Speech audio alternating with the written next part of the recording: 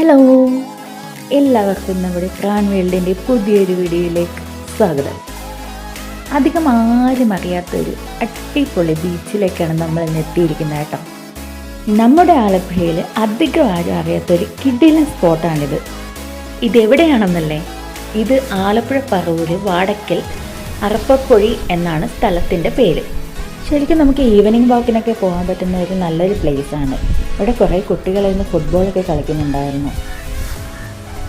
സ്ഥലം ലൊക്കേഷൻ എന്ന് പറഞ്ഞാൽ പുന്നപ്പുറം വടക്ക് പഞ്ചായത്ത് വാടക്കൽ എന്ന് പറയും. അറപ്പപ്പൊഴി എന്നാണ് വ്യത്യാസപ്പെടും. അതാണ് അറപ്പപ്പൊഴി. ഒരു 4-5 മാസമായിട്ട് ബീച്ചായിട്ട് വരാൻ.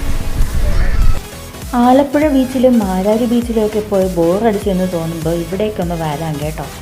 സത്യത്തിൽ ഞങ്ങൾ ഇത്രയൊന്നും പ്രതീക്ഷിച്ചല്ല ഇങ്ങോട്ട് വന്നത്. പക്ഷേ ഇവിടെ ഒരു രക്ഷയില്ല കേട്ടോ. നമ്മളങ്ങനെ ഇവിടെ നിന്ന് സൺസെറ്റൊക്കെ കണ്ടു. ഇങ്ങോട്ടൊക്കെ ഒരുപാട് കാറ്റാടി മരങ്ങളൊക്കെ ഉണ്ട് കേട്ടോ. ചെറിയ എന്തെങ്കിലും ഫങ്ഷനുകളോ അല്ലെങ്കിൽ ഫോട്ടോഷൂട്ടുകളോ കാര്യങ്ങളോ ഒക്കെ ഇവിടെ വെച്ച് ഷൂട്ട് ചെയ്യാം കേട്ടോ.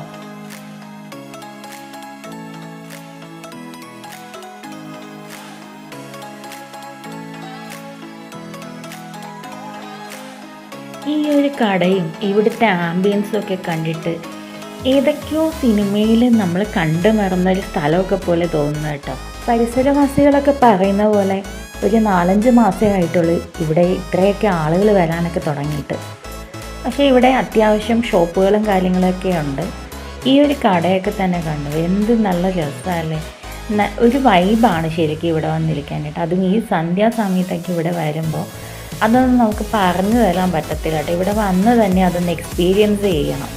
ഞങ്ങളിവിടെ എത്തുന്ന ടൈമിൽ തന്നെ ഇവിടെ സേവ് ദ ഡേറ്റ് ഷൂട്ട് ചെയ്യാനും ബ്രൈഡൽ ഷവർ എടുക്കാനും ഒക്കെ ആയിട്ട് കുറേ ആളുകൾ എത്തിയിട്ടുണ്ടായിരുന്നു കേട്ടോ.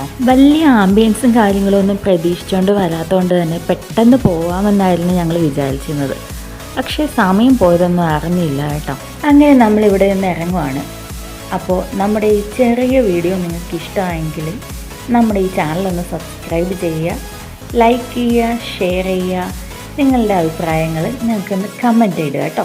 അപ്പോൾ ടാറ്റാ.